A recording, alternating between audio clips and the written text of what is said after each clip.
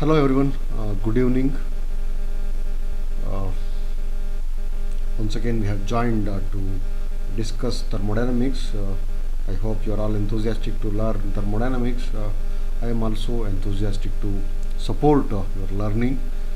I would like to thank Ekeeda for creating this platform to join students in this way. Please buy Ekeeda videos. They are really helpful in gaining good knowledge in all the fields of technology. So in this live session I am going to discuss vapor power cycles in brief and problems on vapor power cycles. So for theory concepts, all of you please buy Ekeeda videos, and if you get any questions during this live session, that is between 8 and 9, you can post a message in this live chat. I will answer those questions here itself, and if you get any questions after 9 o'clock, after that is available on the screen, and I will answer those questions through the message only. So let us start now. This as the name itself suggests, the vapor power cycle is powered by vapor. This vapor is produced when there is a continuous supply of heat to the working substance water in the boiler. So vapor is the gaseous state of water, and that is available above the saturation temperature at saturation pressure. So in the boiler, by receiving heat from the furnace where combustion of the fuel takes place, the phase of the water changes from liquid to vapor. So the output from the boiler is high pressure, high temperature steam, and that is supplied to the turbine, where that high pressure, high temperature steam expanded, and that works upon the turbine blades, and that will produce work output, and the output from the turbine is low temperature, low pressure steam, and that is passed to the condenser where condensation takes place. Here condensation means change of phase from vapor to liquid. Then that liquid phase water is pumped back to the boiler with the help of the pump. So graphically, vapor power cycle can be explained with the help of this block diagram. So as usual, vapors in the vapor power cycle, it is applied in thermal power stations. It will have a component boiler. So this boiler receives heat and converts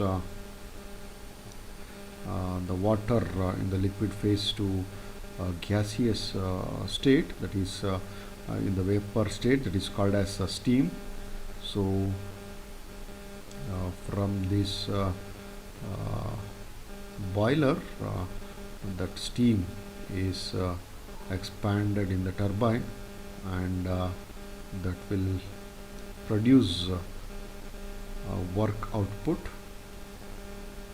It is called as WT, and before this W turbine, let us name it as the point 1, and then exit from the turbine, let us take it as 2, and the arrow marks will be like this, and once again this is the arrow mark. These arrow marks indicate the flow of steam, and for steam, and then it is condensed in the condenser, and then that condensed water is pumped back to the boiler. So this is boiler,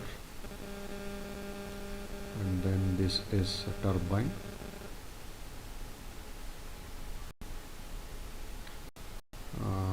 Then we have condenser. So this is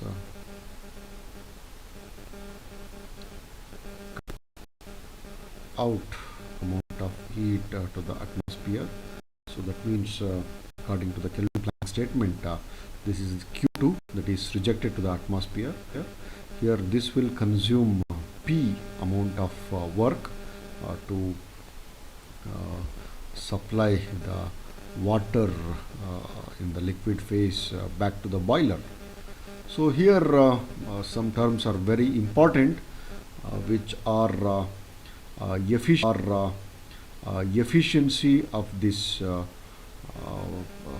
cycle, efficiency of this arrangement, we can say. Efficiency of this cycle can be written as efficiency, that is thermal efficiency, is equal to net work output from this cycle divided by heat input. Here W net is output, Q in is input. So what is W net? Now W net is here WT minus WP. Here WT will produce work, that is the turbine work. It is positive work output, WT. So here work is done on the system, so we have minus WP. So this net work output is WT minus WP, WT minus WP, and here as usual Q in. Now to find out this W net and WP, as we have already known that application of first law of thermodynamics to different devices. We know for turbine, W turbine, here this can be calculated with the help of this. It is H1 minus H2. Here H1 is enthalpy of the vapor at point 1, at state point 1. This is state point 1, that is before turbine, it is, and then H2 is enthalpy of this working substance vapor at the exit of the turbine, that is at state point 2. So WT is given by H1 minus H2. Here in T is that is turbine work is H1 minus H2. As I already told you, this H1 is enthalpy at the inlet of the turbine, and then here H2 is enthalpy at exit of the turbine. These values for this H1 and H2 can be obtained from data handbook, thermodynamics data handbook, as the data are available in that data handbook at different pressures and different temperatures. And then similarly W P here, WP, that pump work is given by we have stopped naming this one. So at this point let us take it as state point 3, and in this point let us take it as 4. So WP is H4 H3. So the work is given by H4 minus H3, that is enthalpy at exit of the pump minus enthalpy at inlet of the pump, that is enthalpy at the exit is this 0.4, and enthalpy at the inlet to this pump is at this state 0.3. So WP is H4 minus H3, and this Q in can be calculated with the help of this formula, that is Q in is equal to exit of the boiler is 1 and the inlet of the boiler is 4. So Q in is H1 minus H4. So this was already discussed in the case of application of first law of thermodynamics to a boiler. So the amount of heat added to the water in the boiler or working substance in the boiler is the difference in enthalpy at exit. This is enthalpy at exit minus enthalpy at inlet, that is H4. As I already told you, these values can be taken from the data handbook. So this is the brief explanation about vapor power cycles. For detailed explanation, all of you kindly buy Ekeeda videos. And now let us solve the problem. Before going to solve the problem, I would like to ask you that if you have any questions, please post it on the YouTube live chat so that I will answer. Let me check if there are any questions from any student. Okay, no questions are there. Let's proceed with the problem. So let's go to the problem now.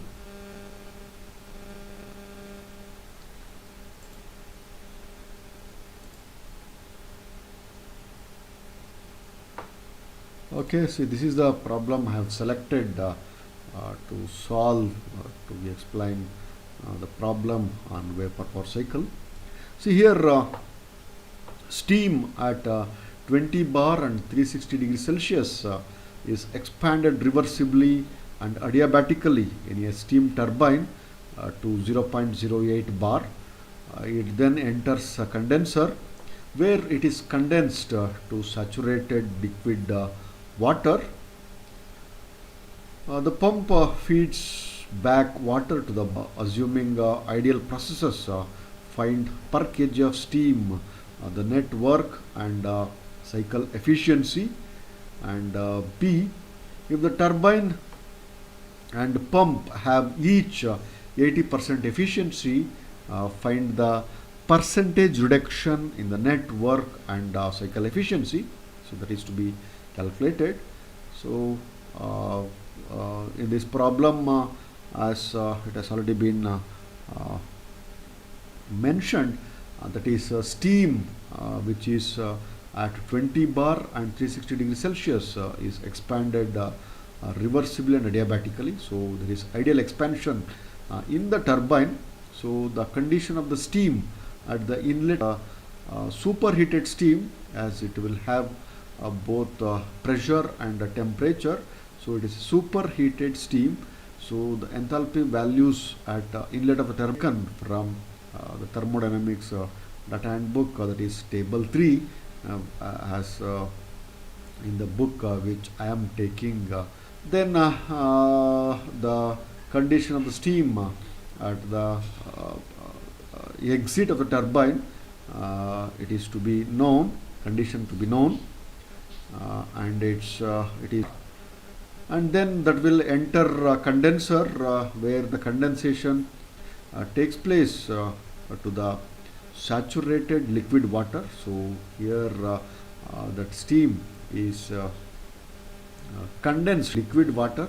Then as usual, the general concept, the pump will feed the water back to the boiler. So there are two conditions. The first one is ideal condition, ideal process, that is to be assumed. Ideal process is to be assumed. So per kg of steam, what is the net work output and cycle efficiency? And similarly, if the turbine and pump each have 80% processes, they are actual processes, that's why they're 80%. So in that case, what is the percentage reduction in net work and cycle efficiency, that is to be calculated. So for that, so from the boiler, it is superheated steam. So let us take this one as state point 1. So this superheated steam is expanded in the turbine. So in the first sub question, we have to assume adiabatic expansion, assuming ideal processes. So there will be WT amount of work, and the state point 2, as usual, the arrow mark will be like this only. And then in the condenser, condensation takes place. Okay, so this is turbine, this is a condenser,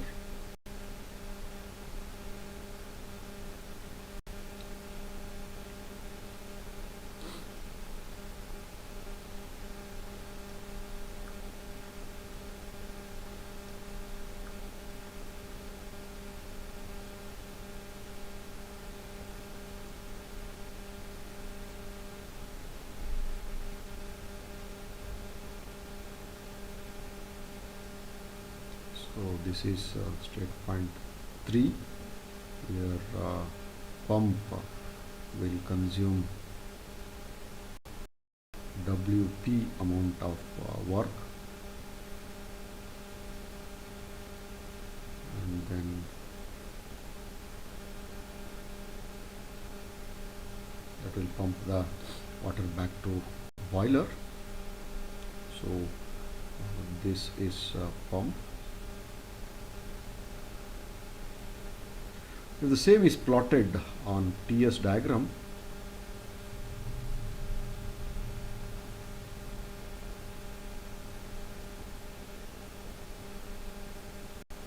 temperature versus entropy diagram, we will have a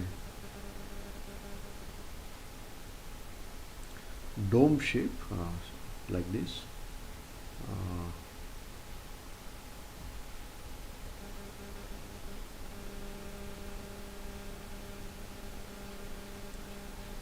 So this is the state point 1. It is a superheated steam, as I have already explained in the pure substance.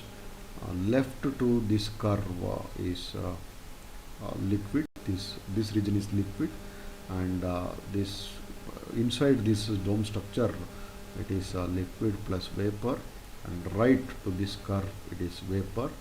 So if the point lies on this curve, then it is dry saturated liquid. Beyond this line, this phase, this region, the working substance is in superheated condition. So here in this case, it is expanding reversibly and adiabatically. Okay, so this is state point 1 and this is state point 2. So it is process 1 to 2 is reversible adiabatic expansion. So it is happening at 10 entropy. Then at state point 3, that is exit of the condenser is saturated liquid water. So this line is a indicator saturated liquid points. Then some WP amount of work is supplied. When work is supplied, then it is compressed.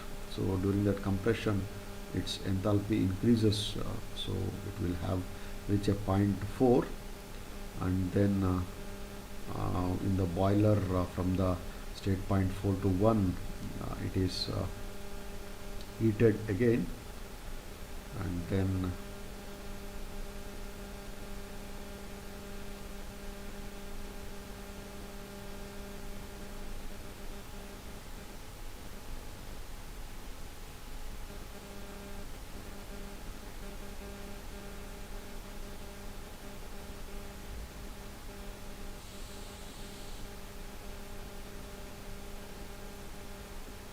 okay, it reaches state point 1 like this.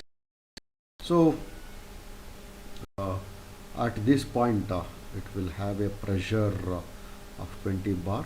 So this, at this point, let us take it as P1. It is at 20 bar, and when it is expanded and before compression, that will have a low pressure, that is P2 equal to 0.08 bar. So to find out the efficiency and net work output, we have the formula like this. That is efficiency, that is thermal efficiency, is equal to W net divided by Q1. As usual, W net is equal to WT minus WP, and then this WT is given by H1 minus H2.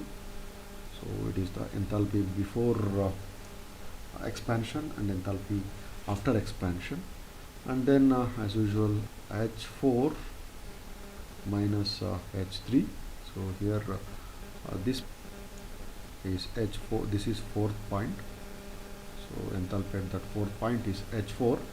It is H4 minus H3, and then we have another term, that is Q1. Q1 is H1 minus H4. H1 is enthalpy of the steam after the boiler, and H4 is enthalpy of the steam, that is saturated water before the boiler. So then let's have a few data which are given in this problem, which are we have P1, it is 20 bar. That means 20 into 100 into 10 power 3 pascals. So here 3 plus 2, it is 10 to the power of 5 pascals. 10 to the power 5 pascal is 1 bar. So it is 2000 kilopascals. and then we have T1, that is temperature is 360 degrees Celsius. Similarly, after expansion we will have a pressure of 0.08 bar, which is nothing but 0.08 into 100 into 10 power 3 pascals. So 0.08 to 100, it is this is equal to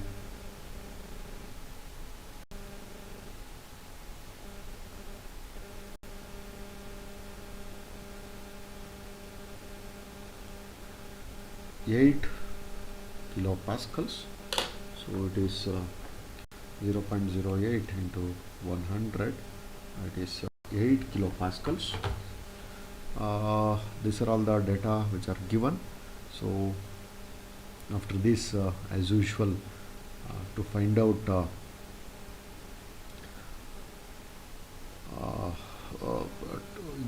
W turbine, work output from the turbine, we need H1 and H2.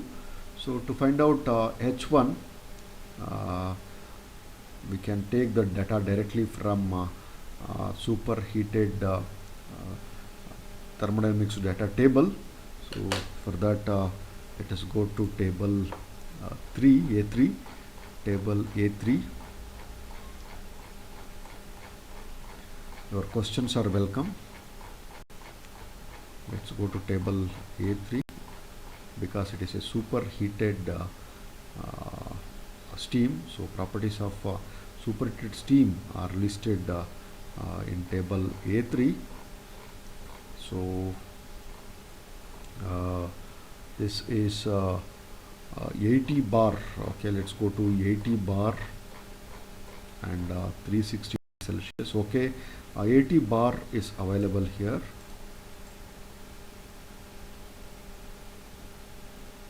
Okay, but we don't have the values of enthalpy, entropy, and specific volume for 360 degrees Celsius. In that case, we have to take the data of 350 degrees Celsius value and 400 degrees Celsius value, and we should interpolate. And the simple way of doing interpolation I will explain now. So let's have these values which are let's take a copy, and then okay, so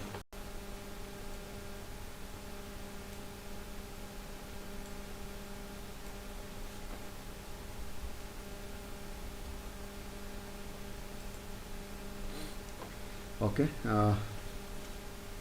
so these values are at 350 and these values are at 360. So I will have those values at 80 bar,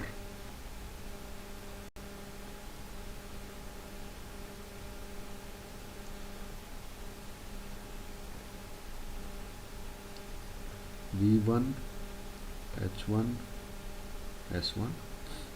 This is at 350 degrees Celsius, and these are at 400 degrees Celsius. So V1 is 0.029948. At 400 it is 0.034310, and then H1 is 2989.9. So this is H1, this is H1, and at 400 it is 3141.6 kilojoules per kg Kelvin. That is very important. And similarly, this S1 at 350 degrees Celsius is 6.1349 and 6.3694. So these are all the values at 350 and 400 degrees Celsius. To have the values at 360 degrees Celsius, which are intermediate of these two, so for that I will have that intermediate temperature here. It is 360 degrees Celsius. Okay, let's have these intermediate values x1, x2 and x3. So to have that value for interpolation, I will have like this.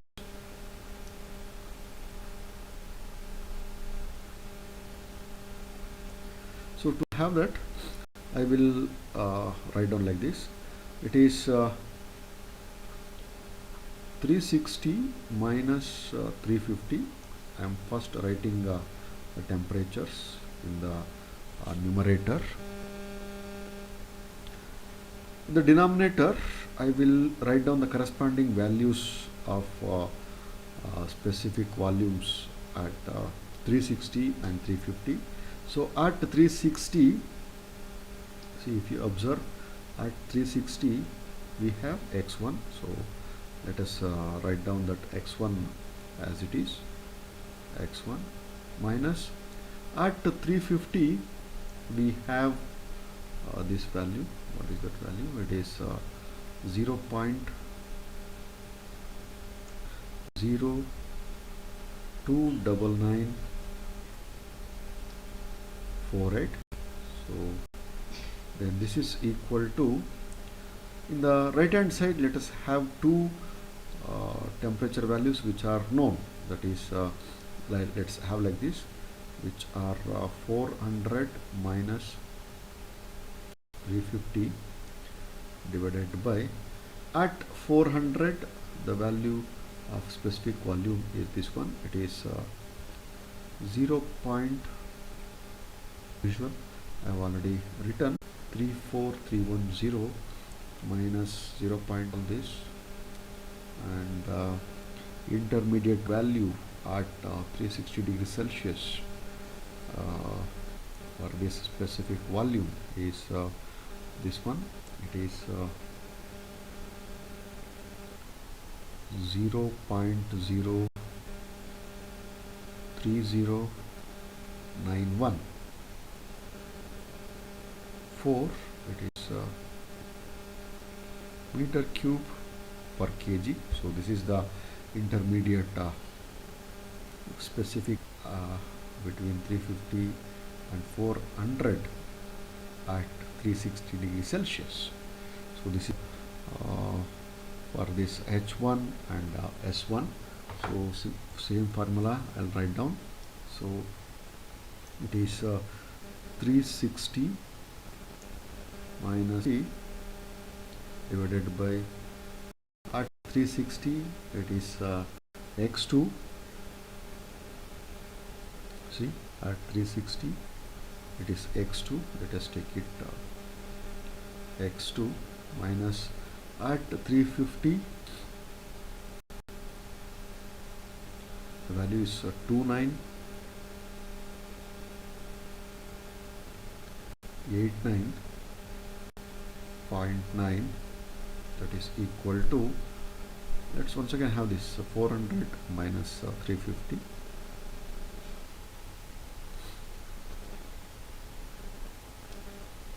divided by, at 400 the value is this one.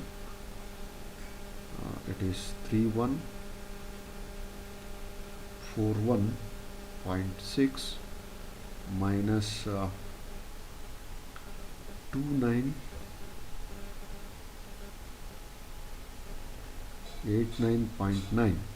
This is the value at 350 degrees Celsius, and if we calculate this one, that is x2 is equal to h1, and this value will be 360 minus 350 divided by x minus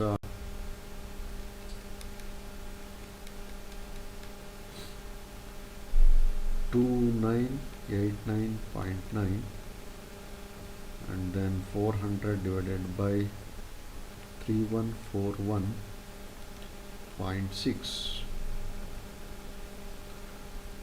minus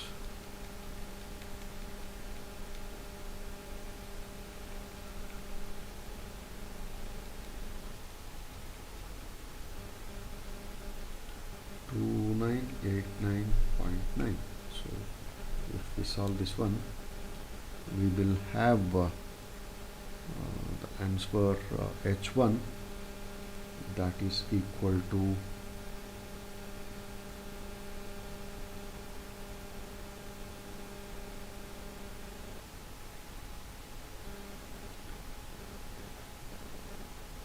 I'm waiting for the answer. It is almost equal to 3160.62 kilojoules per kg. There is a slight difference. Let's see. 360 minus 350 divided by x minus 2989.9 minus 400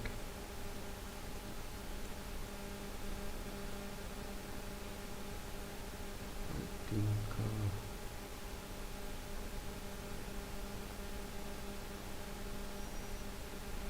so. Okay, let's see the value. I think I have wrongly taken the value of h at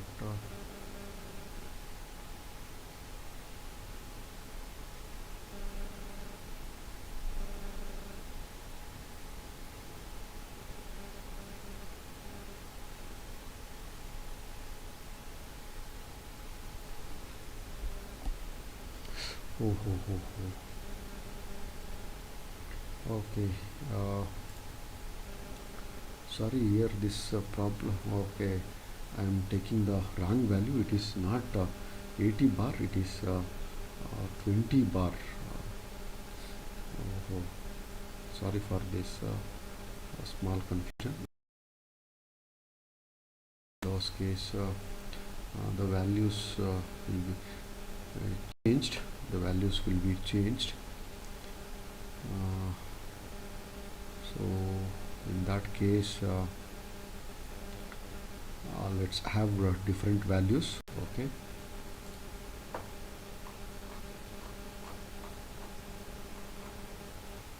Okay, these are the values at 20 bar.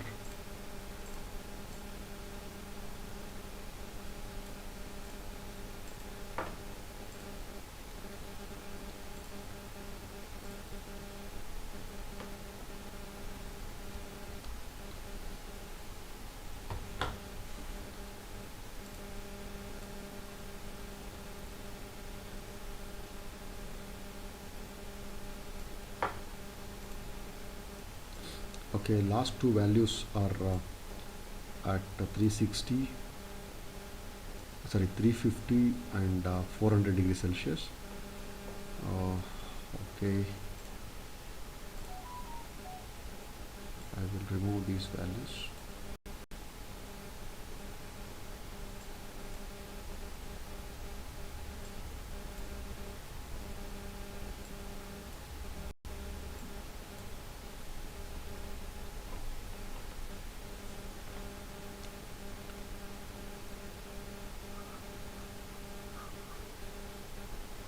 I apologize for this wrong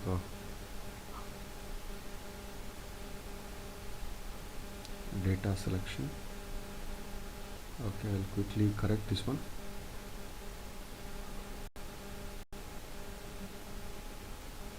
Okay, everything is same, only the values. Okay. V1, it is at 350 degrees Celsius, it is 0.13866 meter cube per kg, and it is 0.15113, and H1 it is 3138.6, and at 400 it is 3248.7, and S1 it is 6.9596, and at 400 it is 7.1296. So these are the values at 20 bar. I was wrongly taken it at 80 bar. Okay, now let's have values as usual. Here this is at 360. Let us take it as x1 as its value of specific volume. It is x1, x2, and then x3. Okay, this is x1 minus at 350 degrees Celsius it is 0.1386, and at 400 it is 0.15113 minus 0.1386. Okay, now let us have this value. What happens? Let's see. It is 360 minus 350 divided by x minus 0.1386 equal to 400 minus 350 divided by 0.15113 minus 0.1386. So if we solve this, we will have the value of x1 that is specific volume at state point 1.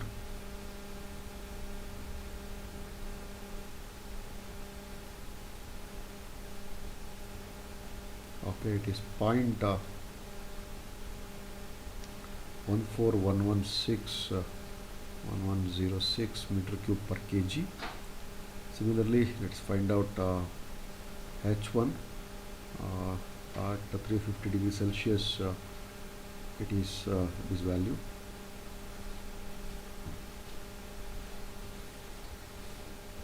It is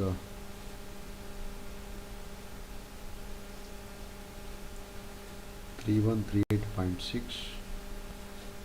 400 minus 3248.7 minus 8.6 is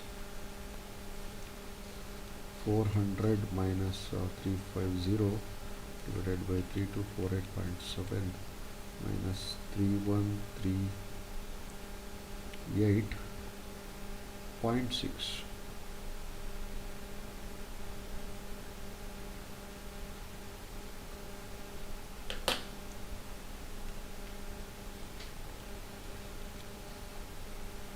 And that value is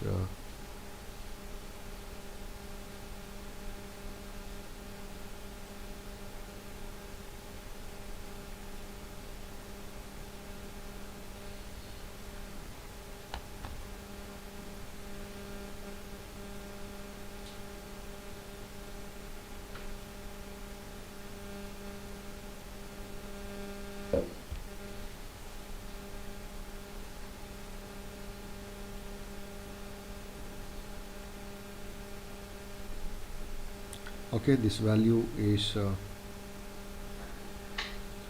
3160.62 kilojoules per kg. Similarly, for specific entropy, we will have this value.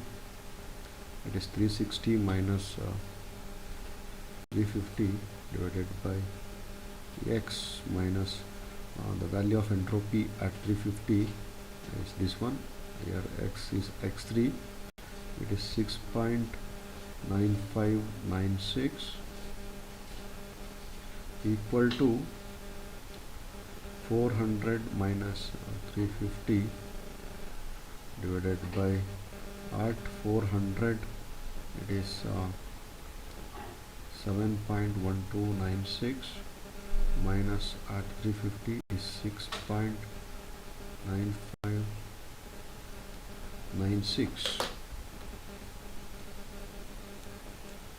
Okay, it is 360 minus 350 divided by alpha x minus 6.9596 equal to 400 minus 350 divided by 7.1296 minus 6.9596, and this entropy value, that is x3 is equal to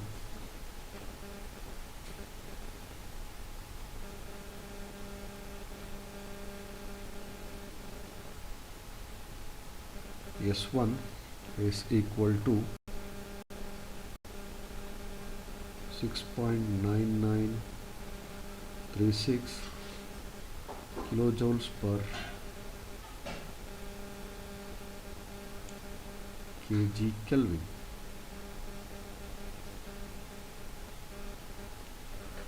So S1, S2, S1, H1 and then V1 are calculated now. Now to find out H2, we don't know the actual state, that means whether it is a dry saturated, that is superheated or wet steam, it is not known. To find out that one, to know that one, let us find out its dryness fraction. To find out the dryness fraction, we will have this condition. Since it is isentropic expansion, it is S1 equal to S2, that is equal to SF2 plus X2 into SFG2. So at 0.08 bar, let us have SF2 and SFG2 value. So the value of SF2 at 0.08 bar on the pressure basis, it is here. Okay, it is 0.08 bar.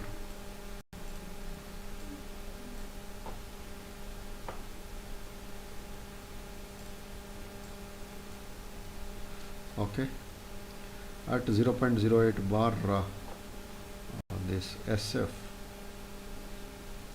it is 0.5926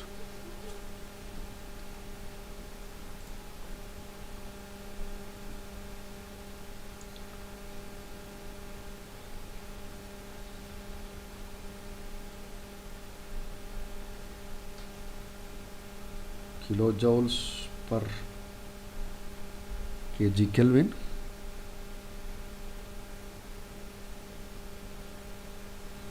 Yes, somebody has asked a question. Hello, explain once, sir. Please tell me what is to be explained.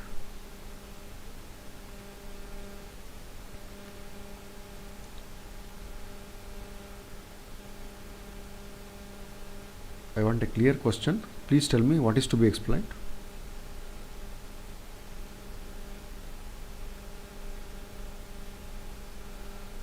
Okay, then SFG2, from the table, SFG2, this is SFG2, and at 0.08 bar it is 7.6370.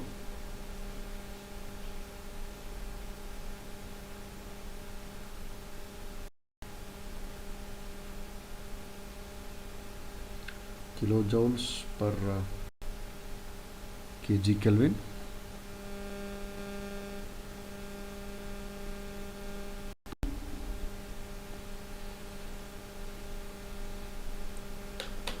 Then we have S1 equal to S2 equal to 6.9936. So it is 6.9936 equal to SF2 is equal to 0.5926 plus X at 2 into SFG2 is 7.6370. So let's see the value of this X. It is 6.9936 equal to 0.5926 plus X into 7.6370.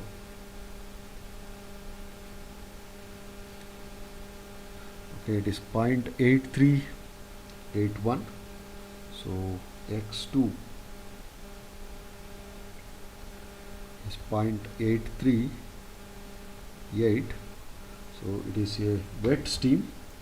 So the value of H2 can be calculated with the help of this formula. H2 is equal to HF2 plus X2 into HFG2. So HF2 at 0.08 bar, let us have HF2 and HFG2. The value of HF2 at 0.08 bar is 173.9 kilojoules per kg Kelvin.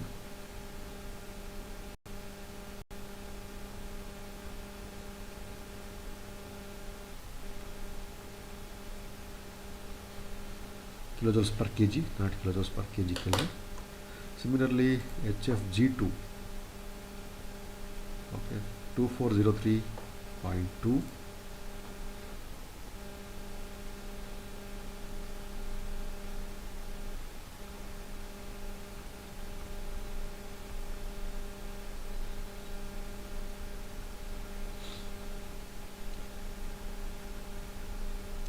Kilojoules per kg.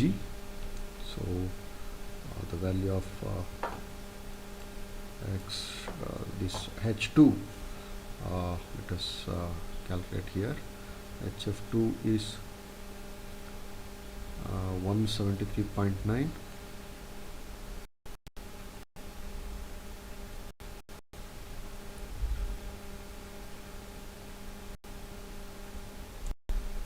plus X2 is 838 into HFG2, it is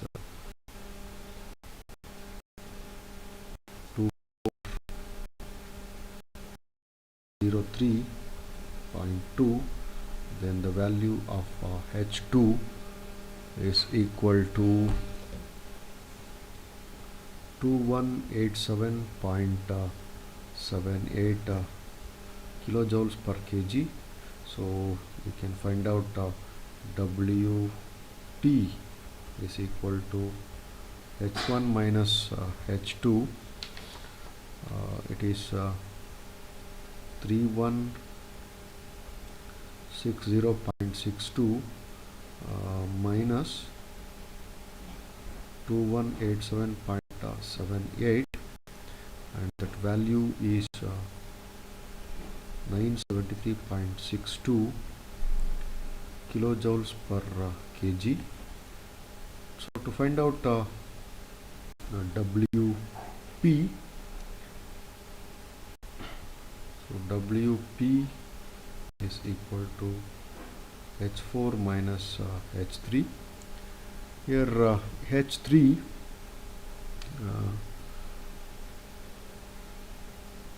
is equal to HF3 because it is a saturated liquid. So HF3 at 0.08 bar, it is 173.9 kilojoules per kg. 173.9 kilojoules per kg, it is H3. To find out H4, uh,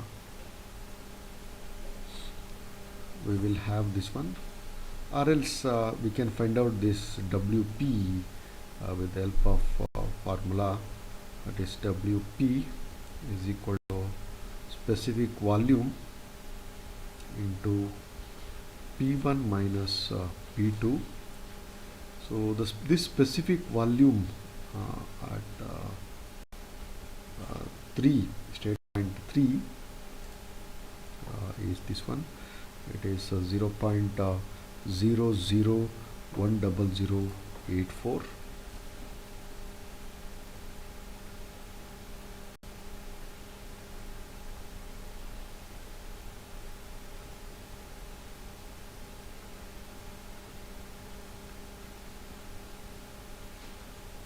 meter cube per kg.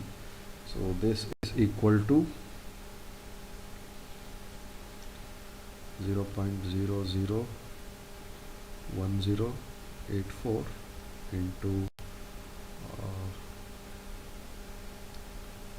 2000 minus 8, it is 2000 kilojoules, minus 2000 kilopascals minus 8 kilopascals.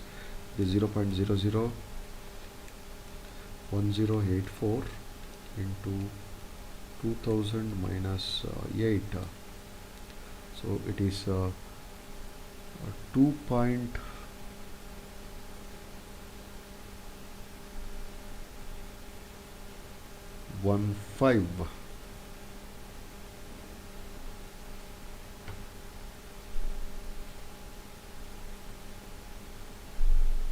Okay, it is 2.008. Sorry, this WP is given by 2.008 kilojoules per kg of steam. So here this H4 can be calculated using this 0. Equal to H4 minus H3, it is 173.9. so will be 175.9 kilojoules per kg. So now we have calculated H1, H2, H3, H4. From that we can find out Q1. This Q1 is equal to H1 minus H4